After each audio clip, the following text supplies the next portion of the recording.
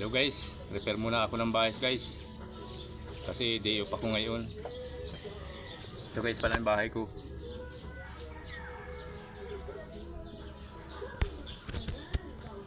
Sira na kasi guys yung pintuan ko, kaya papalitan ko ng pinto. Ganito lang guys ang bahay ko. Mahirap lang kasi. Pero hindi hadlang guys ang pagiging mahirap. Basta't wala kang inaapakan na tao, tuloy-tuloy lang ang buhay. Yan guys, paklas muna ako guys.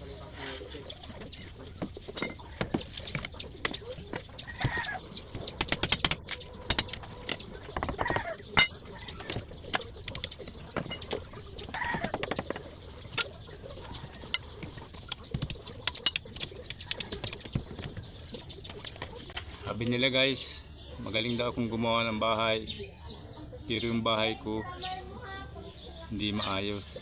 Sabi ko naman guys, wala kasing pera.